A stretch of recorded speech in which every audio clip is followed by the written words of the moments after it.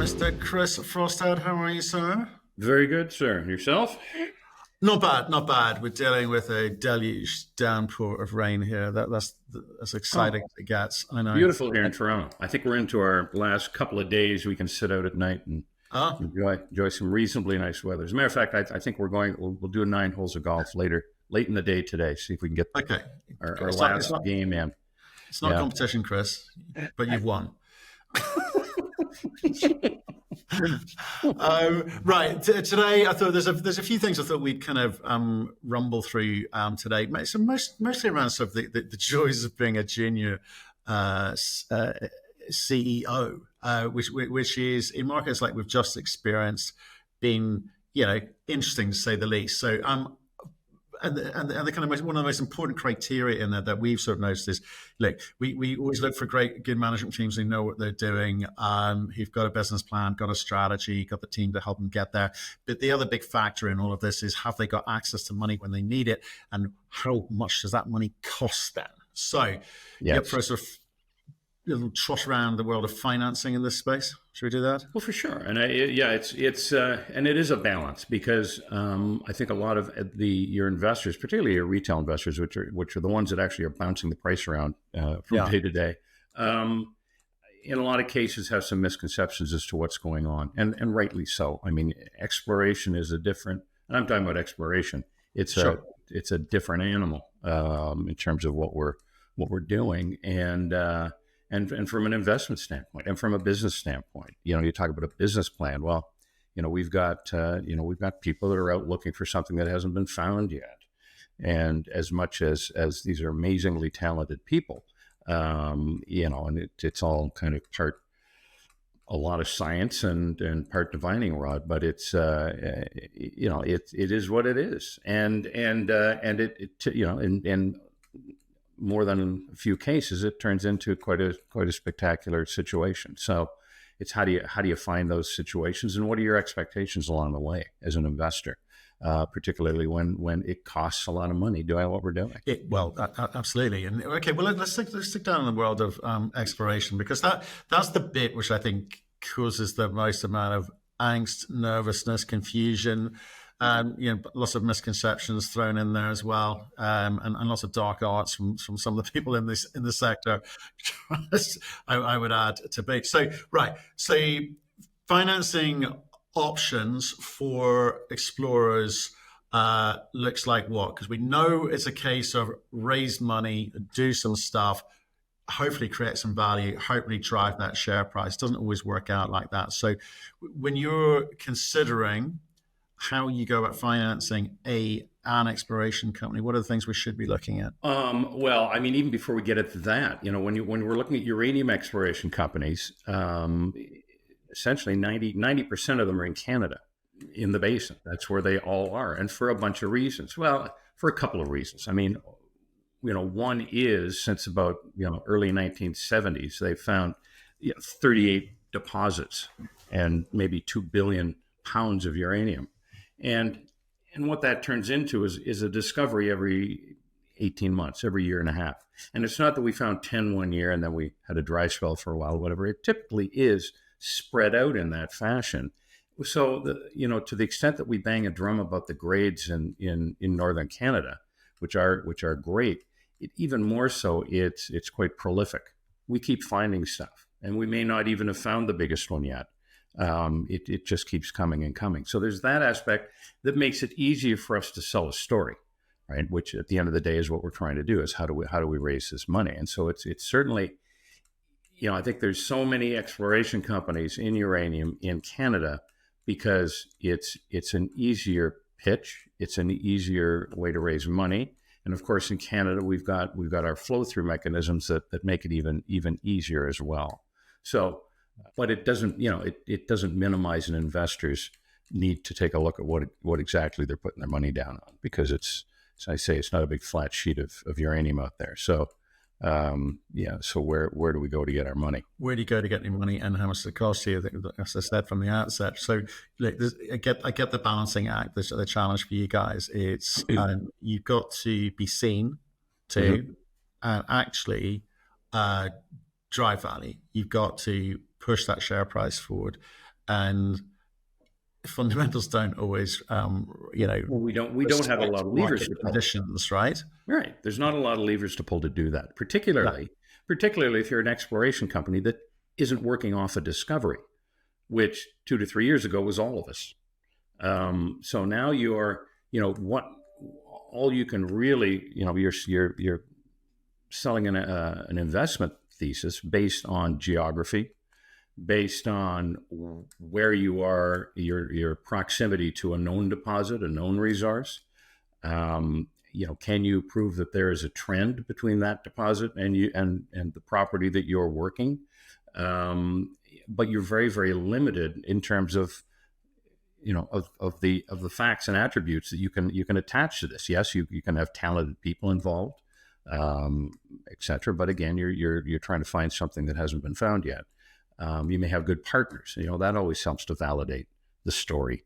If there's more than one person throwing money at this thing, then you've kind of doubled up the eyeballs that are keeping an eye on this particular project. But for an exploration company that is working in the absence of a discovery yet, it's tough because we're always raising money. And this is what happened over the last 3 years is we saw the price of uranium heading up. So it made it even easier for us to raise money. So people, of course, we're raising a lot of money because it's a very expensive endeavor, what we're doing. and people are investing and getting involved in this stuff. Yet, to everyone's horror, we saw the prices languishing and going in the other direction. Well, the fact is that, to the extent that we were diluting ourselves at the same time. So I think a lot of the investors would hope that the rise from the commodity price will at least counterbalance, if not, exceed the dilution you're creating along the way, because we are doing something that costs millions and millions of dollars. And right. In this case, it didn't happen. Yeah. So now we're in trouble. Now what are we doing?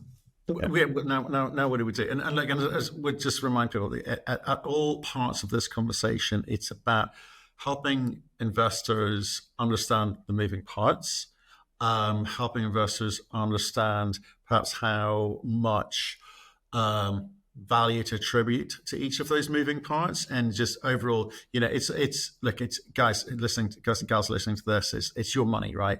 You've got to manage your expectations, and I think the way to do that is understand what you're getting into, understand the business model of what you're getting into. Is it a kind of get rich quick scheme, in which case you can expect the risk to be high, or a get rich slow scheme, in which case the expectation is that the risk is much lower, right? So I mean, Chris, well, actually, give us an example of that. You part of your business model is that using other people's balance sheets and retaining a position in the entity, but not having to go out and dilute the heck out of your own shareholders. Just explain that model. Well, yeah, and we've seen a number of companies going into that notion of what they call a project generator. So I'm taking a project that may not be my core project, it may not be my favorite project, but it's I'm in the area and I have a portfolio of projects, and particularly at this time when there is a lot of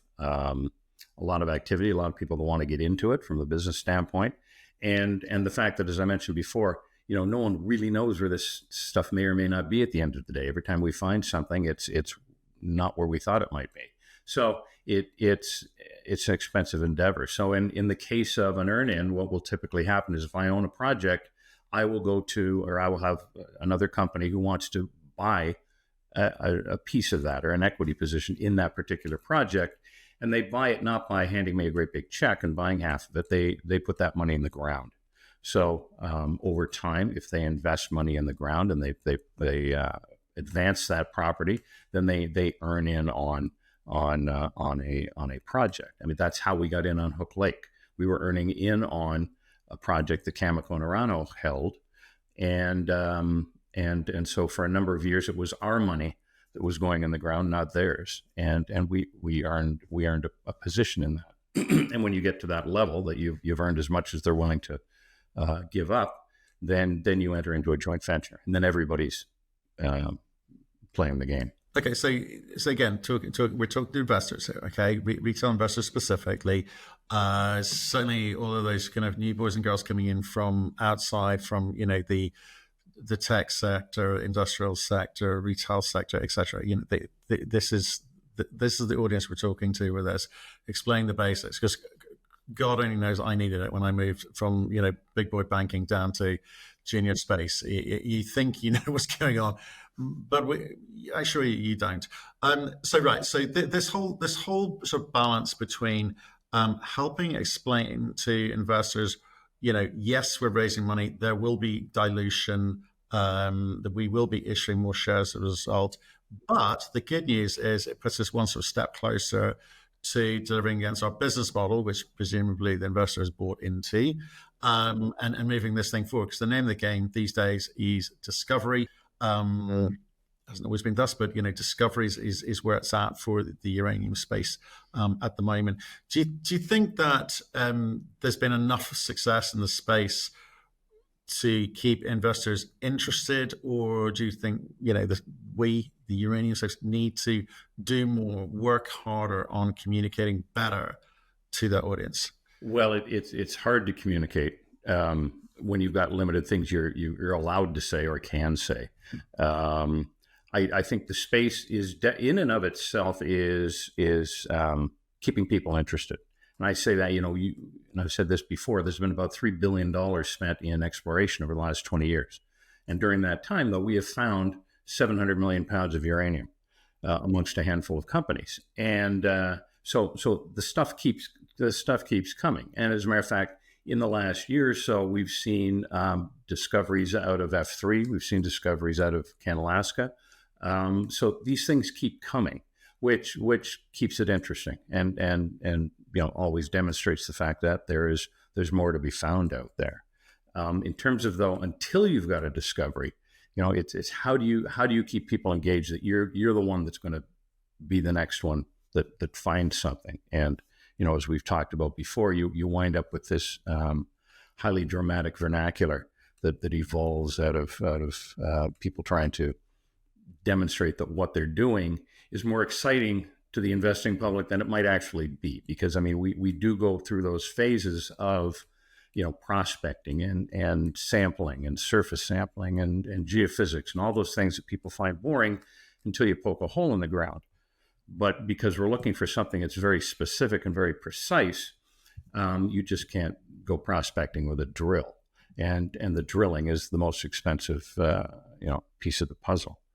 One drill hole can cost more than a whole geophysical survey. Well, I think no better example of that than Canalaska, that overnight success. That's a jest for those who don't get. No, but it's an interesting thing to watch because and nothing, take away nothing from these folks. They're really bright people over there. But it's interesting to see how the market is reacting, especially when you compare, like I said, an F3 and a Canalaska, because,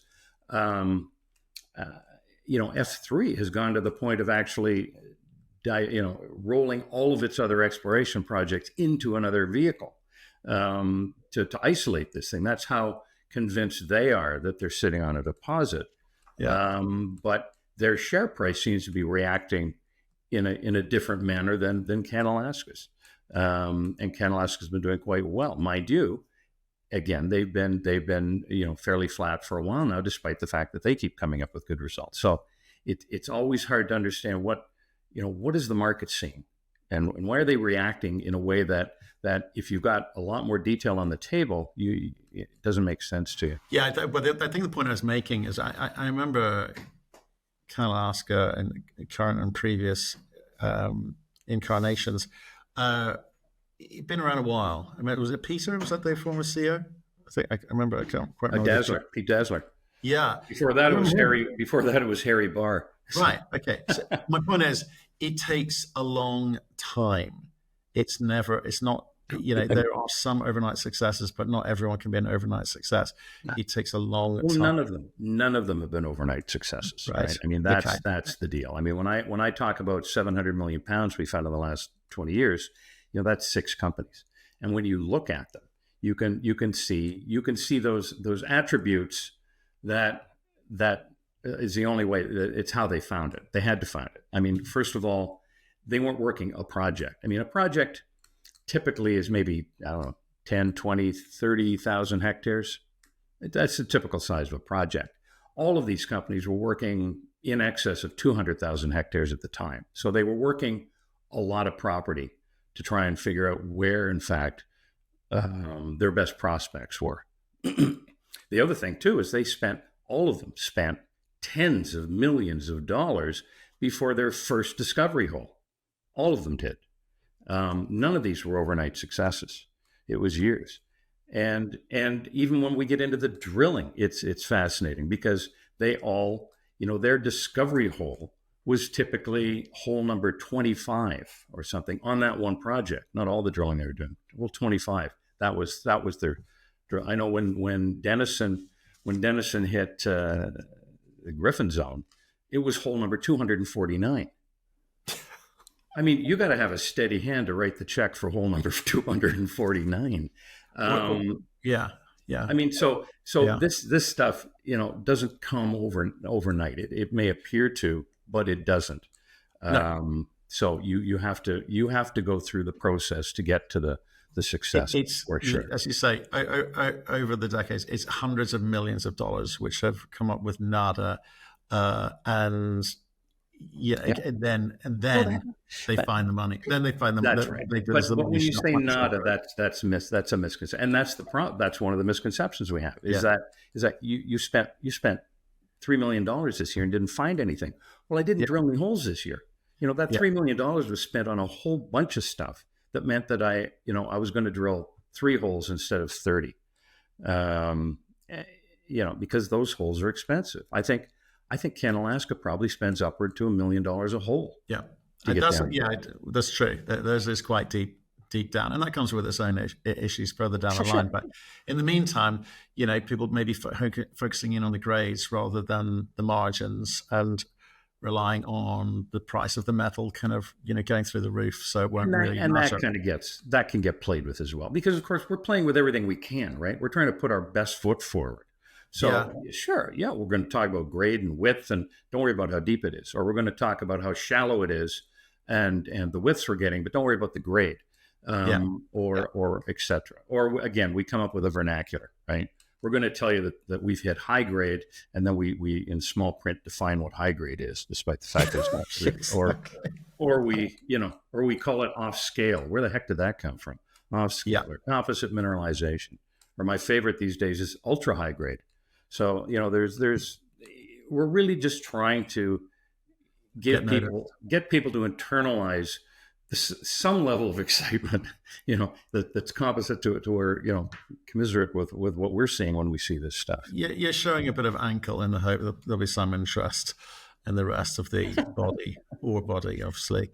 But it's true. And I think sometimes that can be quite galling because it's so overt, it's so far removed from reality.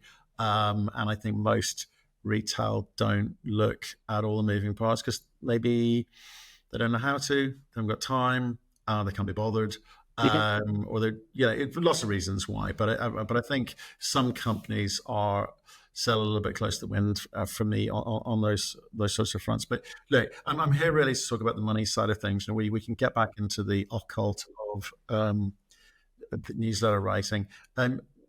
Money. This, again, alternative financing has been a big phrase of the last few years because conventional capital was not there. Equity really wasn't there except for the exceptional few. And when you could, it was super, super expensive because your share price is driven down. Yeah. Markets didn't like anything, it seemed.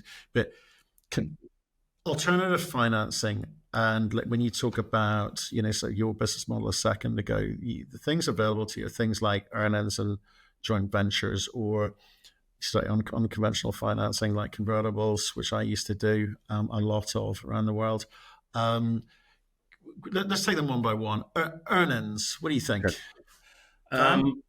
Earnings are, they're timeless, all right? That's been going on for a long time, and it's always made sense in terms of using somebody else's money to work on it. The problem we've seen, particularly, not just this time around, last time around with uranium, is that there's all of a sudden such a market for people looking for properties that they'll grab anything.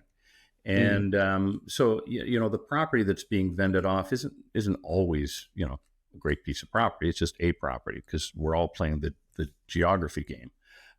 So you still have to take a good look at the property that's being vended out. But again, if I can get somebody else's money invested in something, I'd rather own 50% of a deposit than 100% of nothing.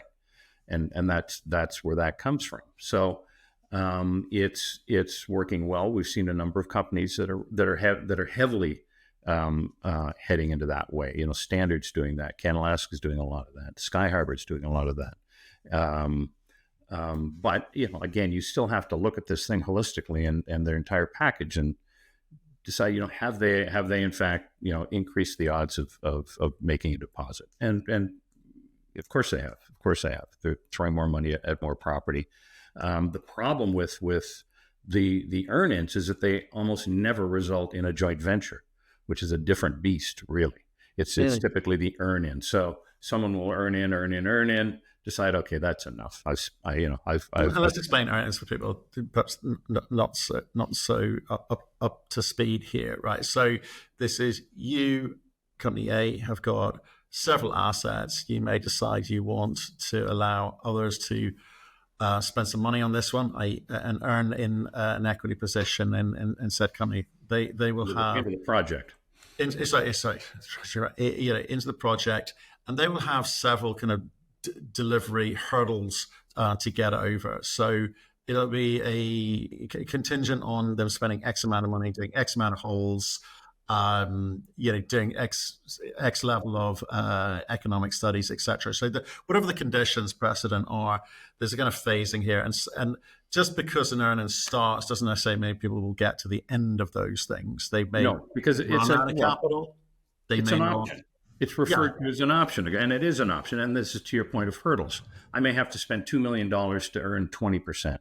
Yeah. And then if I'm going to keep going, I can make that call because the next 21% is going to be more expensive because now the thing is, so it might be $5 million to get the next 21%. And then it might be something ridiculous to get up to 80% or whatever, because as you keep advancing these projects and investing in them, presumably, if you're going to keep going and keep putting your money down, then you must think things are going in the right direction. Yeah, and I guess for you is they say, well, it's someone else's money, no dilution from my shareholders. That's a good thing. I don't have the money to advance this project myself, so that's a good thing. And the company earning in will end up with anywhere from 50 to 90% of this thing, right? Whatever the deal looks like for now and it can also be a problem. We've seen it come up in a few places where, for sure, because of these hurdles, somebody puts in their $1 million or their $2 million, they've earned 10 or 20%, and then they say, okay, that's enough, and now you've got a 10-20% partner, or not. Well, or not, but you might. I mean, if that's the way you've structured your transaction, now you've got somebody that's earned that first 20%, and now they're your partner. You may not have turned it into a joint venture. You may not have gone any further with it, but now you've got a property that's very difficult to get somebody else to earn in on or to do something else with, because you've got this partner who's not interested in playing anymore, or they've gone into lithium, or they've done something else. So you can also tie up property. Definitely. If you're not careful, definitely do that. Well, or the other thing too is you've got to make sure you're partnering with the right people. I mean, one of the challenges is that these earn-ins tend to get done by other juniors, between juniors, and it's just as hard for one junior to find capital as it is yourself.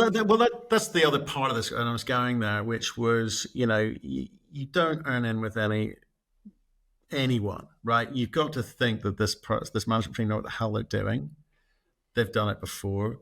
They've got money now or access to money to be able to do this. Whereas, as I say, they're in the same boat as you, but just giving it a go, see what happens, right? Mm-hmm. So, no, it's really critical. I see this mistake made throughout the world where people are so desperate for that. I don't know, let's say there's a sign on of $1 million or 500,000 or 100,000. Sometimes I've seen it. they're just so desperate for the cash, they don't really care what the management team looks like. It's desperation rather than genuine belief and considered thought process. So no, I hear what you're saying, and then let's kind of, you touched on it slightly. Let's go on. It's similar-ish, but slightly different conditions. Joint ventures. What do we need to know? Joint ventures are a lot different than people think, because they will refer to earn-ins and options as joint ventures, but they're not. That you get to that point where you've decided that, okay, now one party is stopped paying the full freight, and now we got to share things. And typically, and this is the other issue with a lot of these joint ventures, or with the earn-ins, is that they don't actually work out the terms of the joint venture. They just say, well, commercially acceptable. We'll set one up if we ever get to one. And then they don't have to worry about it. The problem with the joint venture, now the ones that we've done historically with Cameco or Orano or Rio Tinto and recently with Foran, is these are companies that aren't exploration companies purely. So if they're going to get into a relationship with you and that could turn into a joint venture, they want to write up the joint venture agreement, because their only interest is this finding something, just developing it, turning it into a mine. So they take it right through to the nth degree. And those agreements take months to sort out, because you're not just negotiating a transaction. Now you're negotiating a relationship that could last decades, and you're anticipating things that who knows what's going to happen over time. How am I? One typical might be, little old me. We're just exploring for this thing, but if we actually find something and you start developing something, how are we going to finance it? How am I going to finance it? I know how you're going to finance your half, because you got all the money on the planet, but I don't. And so if you're not careful, all of a sudden you find yourself as an exploration company with a big partner who has 8 different ways from Sunday of diluting your interest down to nil. So it's a very difficult and process to map out, because you're mapping out a relationship again that essentially could go decades, and it has to anticipate you're going to find something, develop it, mine it, share the wealth, share the goods, and on you go. So it's a different beast from a transactional standpoint. But once you're in one, it's also a very different beast, because now you're jointly spending money.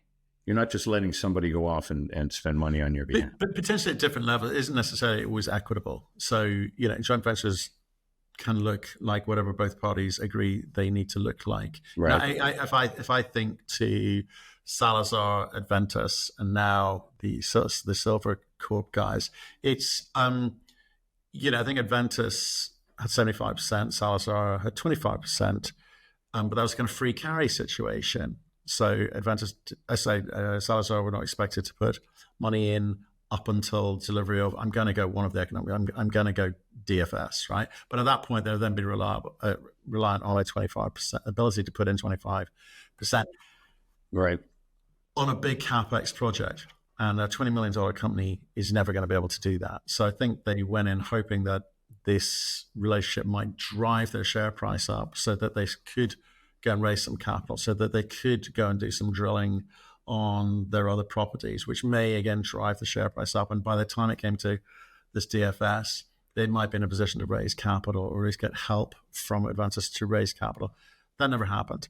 Sure. Markets happened, licensing issues happened, time was being eaten up during all of these things, which were just causing problems. And so neither of them could do it.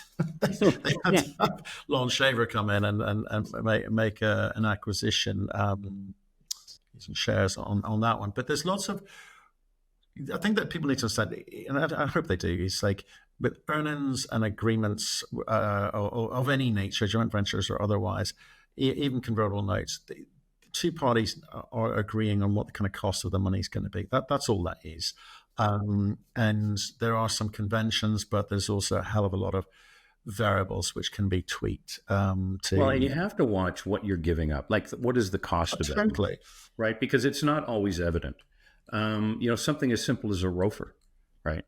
If I'm a little junior and I'm working with a big major and they've got a ROFR on that means that I can never really go out and monetize my interest in this project Yeah. at a proper market value. Yeah. Now I've mucked that up. If I'm not allowed to, if the joint venture isn't allowed to securitize its assets for debt, then I've just put myself in a situation where I can get, ground down to nothing. And it's these types of things that aren't necessarily evident out of the gate if all you're worrying about is your exploration, your period of exploration. But, God forbid you find something and big boy takes it away from you. Yeah, I think there's always great expectations when a large company. There's also these buybacks, right? A lot of these agreements have got back ends where if we find something, we get to buy your interest back from you, or something like that. So there's all kinds of things like that people will give up for the immediate cash. The immediate fantasy, I think, is what a lot of them give it up for, because they hope it's going to change their fortunes. I see. Invariably, in a lot of cases, it doesn't necessarily work out that way unless you're negotiating from a point of strength. Like you've got something that another side wants a lot, and they can still see the upside, and you understand, because that's the thing. A lot of these management fees, it doesn't feel like they've ever written contracts or agreements or done deals, or if someone else is writing it for them, the CEO reads it and doesn't read it the same way that I would or a finance person would. Well, or you're relying on your lawyer. And the interesting thing about relying on your lawyer to help negotiate these things is because once the thing is signed, your lawyers never come back again. Your lawyers have no idea how a joint venture operates. What are the actual mechanics? How does it look and feel after the fact? All they're trying to do is make sure that they've plugged every possible hole that anybody can come up with and make it almost impossible to actually do the deal. Yeah. And they don't have the experience of what happens after the fact in the same way. And so that also winds up with trouble. I'm sure we could get into joint ventures on and on and on, and we should one day, but not today.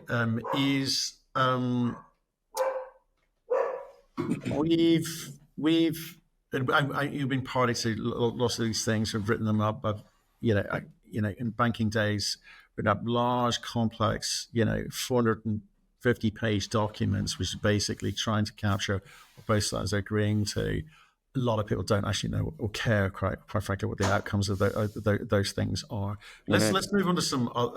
So I say the joint ventures is probably a topic on its own. We maybe give some nice case studies of deals which have happened. My view is just because a company's got a joint venture with a big partner, it doesn't necessarily mean it's going to work out. Do not assume that's going to work out. Absolutely. Get into the detail. Because we've seen it's too easy for your big partner to park your best project. That was always a concern of ours. That's the world's crappiest. That's the world's crappiest business model. If you're relying on someone else's timelines, and I've said this so many times, so I can put in the face. It's like if that's your model, you need to understand what else is going on in your big partner's portfolio. What's actually important to them. They've got their own pressures, and working on some small project right now when you want them to. Good luck. Good luck with that one. I'm not saying it doesn't happen. I'm just saying it more often than not, it doesn't. More than not. Yep. Shall we get on to one of the other kind of from my world, my banking days? We used to do sovereign wealth fund type structures and all sorts of bond issues. And one of my least favorite, quite frankly, was a convertible. I struggled on a few of those. Yeah.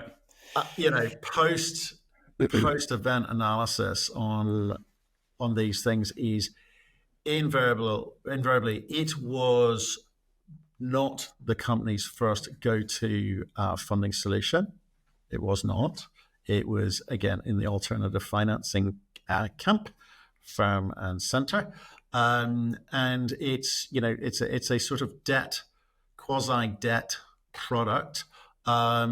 Might be worth just using examples of people to understand what can happen here. So F3 is convertible with Denison. What can you tell us? That particular, now I may have some of these numbers wrong, but I think it was a $15 million convertible debenture.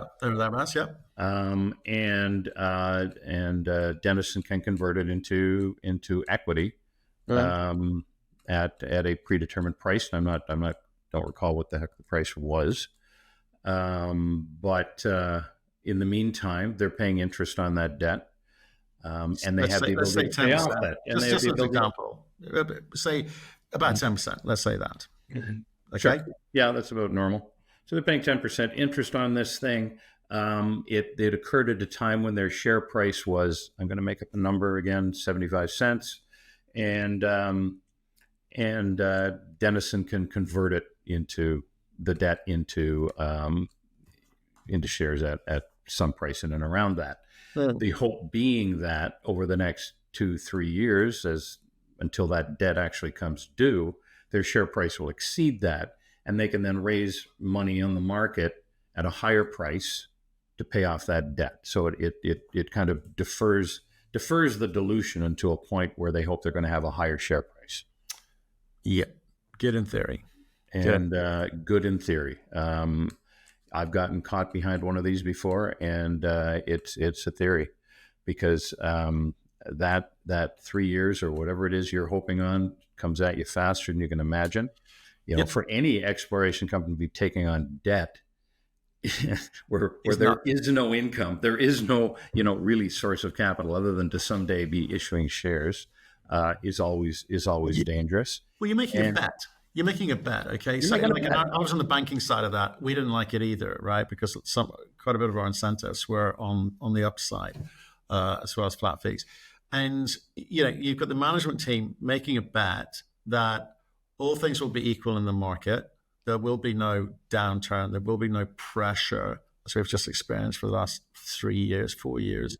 They don't factor that into the equation. It's all on the upside, which is nuts. And that nothing will go wrong with the project. They will make that next discovery. It will all be unicorns and kittens. Well, and meanwhile, the conversion will be at the current market price. Correct. So it was 75 cents when I got into this arrangement. My share price has gone down to 50 cents. So now I'm issuing shares to Denison or whomever this may be at 50 cents instead of the 75. And it's kind of gone the other direction. It's kind of like betting on a short. But there's a lot of, you're making quite a bet. Yeah. By the way, just remind people, this isn't a F3 thing or a Denison. Oh, no. We're just using that as an example of the people who've done convertibles. Because let's face it, in this situation, you're also dealing with two companies that are in the same industry doing the same thing. Yeah. There's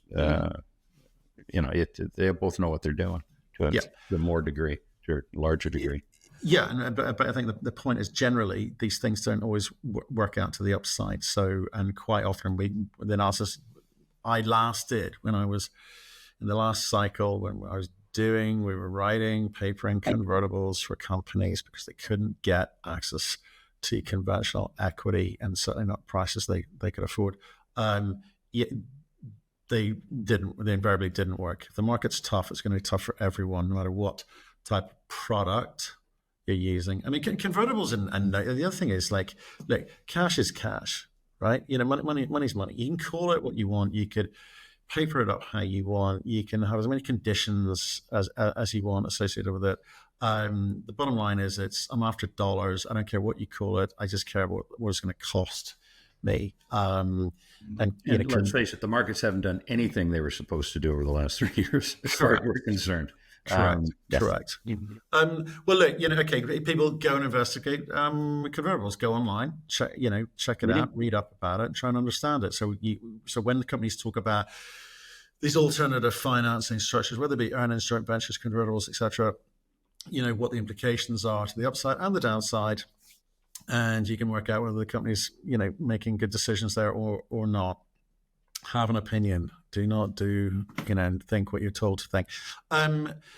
It's interesting actually. See, we're working with ISO Energy at the moment. They've kind of done a couple of interviews, went and did a site visit. There, so I was kind of impressed with that. And with guys like that, they always seem to have good alternatives in terms of access to cash. They've built an interesting portfolio up that gives a lot of optionality. Others like normal. Yeah. They, Yeah. and I mean, even the Hurricane Zone, which is or deposit, which is an outstanding deposit. We know that they've got a lot of optionality in what they want to do with that because, they do kind of share that resource with their neighbors, Cameco Mhm. and Orano, and so it gives them even more optionality in terms of how this goes. Is one of the two buy it? Does one of the two develop it? Do they joint venture it? Do they God knows what? But there's a lot of Yeah, again, it's there's true. a lot of ways to monetize that asset now that they have it. Yeah, Um, yeah, and it gives them relationships in terms of other things, right? I mean, it's we've run into this with Cameco before, where they were looking at Hook Lake and said, well, maybe if you give us Hook Lake, we'll give you these three over here, or something, yeah, because they've got more chips to play with as well. So there's those relationships are certainly valuable when you're dealing at the breadth that ISO is right now. yeah. I just use them as a case study of people. I say it quite often in the conversations. Like, they seem to find access to capital easier than most, and the hard bit for them is working out where to deploy that capital. So their business thesis, their business plan is really interesting to me. Obviously, I'm totally sold on the uranium thesis completely, Mm-hmm. but companies like ISO understanding the access to capital and the right sort of capital give themselves options as to how to kind of But build. again, when you look at all of this, all of us, whatever, again, as we need that capital to get going, you Yeah, got to remember ISO was a spinoff of NextGen, who yeah, supported them, right? Who were able to support them because they were working off their own asset and able to, and uh, had a broader access to capital. And then when Consolidated Uranium was being put together by Phil, I know NextGen was somewhat involved in that to some degree. And as much as we were shaking our heads, going, "What are they doing? Like they're running around grabbing up some strange stuff." At the end of the day, it wasn't all that strange when you put it all together. And and so as these things come together, there's alley oops. It's the same with fission. I look at fission. When Fission Uranium spun off F3, they were primarily funding most of F3's exploration and their private placements. So there's another source of capital, if you will, although it's being created by the person who's got the capital, to kind of give an alley oop to that next stage of exploration. Yeah. well, there we go. Important part. So it's just a couple of things, really. What's your view in terms of what you see out there? I think the last 4 years, companies got a lot better at communicating, managing, creating communications, communicating to the markets, making information readily available, accessible, and the regularity as well. So I'm loving it because when I kind of came into the junior space back in, I think it would have been jeepers, 15, 16 through 17, right the way through 19. I was investing in companies, and their basic strategy was, we'll hire a PR agency, and they'll do us effectively one press release a month. That's what it felt like. And they were at the time paying, I don't know, $5,000-6,000 for Well, the but it's pleasure of that. changed. I think that's changed too. Oh I mean, my yes, you're good right. It was lord! Do it you remember? was well, yeah, it was Stockhouse. It was put out a press release. It Yeah. was pay somebody $10,000 a month, and that seemed to be the price tag for anything. Right. I've got a new Okay. website. I've got a new this. I've got a Rolodex, Yeah. whatever. Or there, back in the day, you could go around and talk to all the brokers, Yeah. and they would tell their friends and their friends, but they're not allowed to do that anymore. So I mean, that's kind of gone away. So Yeah. the channels of communication have changed dramatically, and Thank goodness. it's not just a press release anymore. It's Yeah. a press release followed up by, and it's the technology that's allowed us to do this. Obviously, you've got your Twitters, you've got your YouTubes, you've got a lot of other ways of getting at the market, but it's a bit of a jungle. It's a bit of jungle. There's almost too much information at the moment. Right. In a way, it's going to come from one end to the other. But I think But it does allow us to communicate better as well. To your point, absolutely. And I think that I guess there's a little bit of me. I smiling there because we just got a bit slightly abused this week by I don't know, something, bots, whatever. Is like you sort of see these kind of AI entirely AI created podcasts. I was listening to one the other day. Yeah. I mean, it was weird, but it'll get better and better. We had Avatar number one talking to Avatar number two about a topic which someone had fed into it and created an entire podcast. No humans involved. I'm like, wowzers. That's really, really cool. Although goodness knows what we're going to be fed and what utter detritus we're going to have to wade our way through as a result. And I kind of feel at the end of it, it'll be bots talking to other bots. Humans have to work out where they fit in on this, and and also some things like I think some real sort of cute stuff going on there with general sort of numbers and figures, etc. And we've I think like I say we've been hit this week. I mean we've got to work out what you do. Do you just ignore it? Do you crack on? Or what? I wish I had an answer for that. There's clearly not much we can do about it. So we will see where every hole we plug. There's 3 geeks out there trying to figure out how to drill. I hope so. Yeah, I hope so. Because it's kind of again not good for the sector. Look at all the bad things that the sector is very capable of doing, and it ruins it for all the kind of good people trying to do good things. With good assets, good projects, etc. But it's moving quickly out there. Hopefully, there's more good than bad.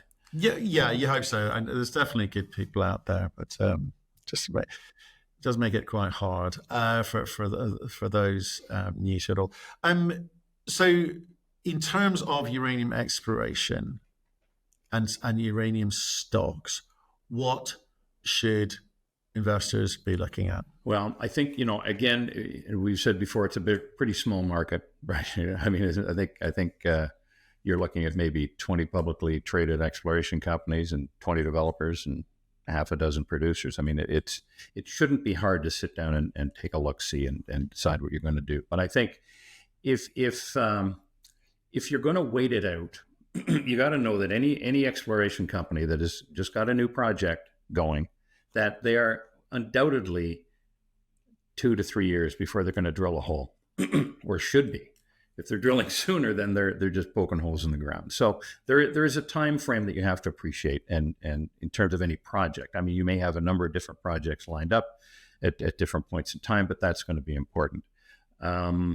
If you're looking for something overnight, you can't look at an overnight company. You've got to look for those companies that have the land mass, the proper portfolio, not just somewhere in Saskatchewan, but can demonstrate that they are in an area that should be prospective, even from a geological standpoint or what have you, not just in the neighborhood. You've got to see that they've been able to access capital, have been able to spend a lot of money on this stuff, and that they've been persistent. So, I mean, those are kind of the attributes that we've seen produce discoveries over the last 20 years. And so if you're just getting in now and you got all of an hour and a half to wait for your money, that's kind of what you're looking for. But, it's not to say that the other exploration companies, don't have a lot of prospectivity. Just be prepared to take your time on them getting there, and quit bad mouthing the geophysical results, because they're necessary. It's part of spending the money smartly. People are so bored of that, aren't they? They just go, "Oh no, it's so boring. I don't get it. It is. Don't tell me anything." You kind of get like a heat map. That's probably the most exciting thing that happens. And even people go, "You just made that up." It's true though. And if you can't wait, or you can't find the ones you think that are actually going to make the next big discovery, then you got to wait till something surfaces. Yeah, because then you're investing in a different thing. You've got to pick the stage of the whole cycle that you're going to be comfortable investing in, and going to take the time to understand. Yeah, there's a sort of I probably shouldn't say this out loud, but it's one of those things. Like, I think the really clever people invest in the earlier stage stuff, but they're clever because they know what they're looking at. They've done their homework. They spent the time. They understand the risks, and for lots of other reasons, they potentially can grab the upside. But what they are is very, very selective Okay, not all of these things are the same. Not all the assets same. Not people.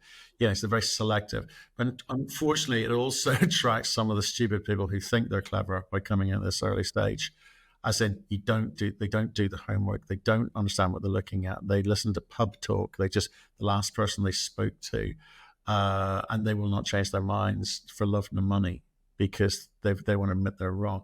So unfortunately, we end up with a lot of a mixed bag down here, and the arm waving, angry crowd I would put into the second category. They get most upset because they didn't understand the risks, they didn't understand what the hell the options were, and they weren't selective, and all of those sorts of things. So those people, I think, need to be in ETFs. Those people need to be in managed money, and not do this themselves. So one, you'll be a much calmer life. You'll probably make more money. You won't make the 10 bagger that you think you're due or should be entitled to, but you will make money. It's far too often people's expectations exceed their own abilities. So, Sylvie, let's see how much trouble I get into for saying that. And by the way, and if you complain, you must be one of the stupid ones. How about that? Is that how How you're going about to keep that? your complaints down this week? Yeah, Yeah. if you don't complain, you're clearly one of the cool, calm, collected, considered people. Congratulations. Work out who you are. Yeah, okay. Well, look, Chris, I think so. I've taken up enough of your time on this bank holiday in Canada land. Thank you again for your time. I love these conversations because they're just coming at it from a slightly different angle. I think there's an audience that really can appreciate your thoughts on the topic. Thank you. Glad to be here. Thanks, Matt.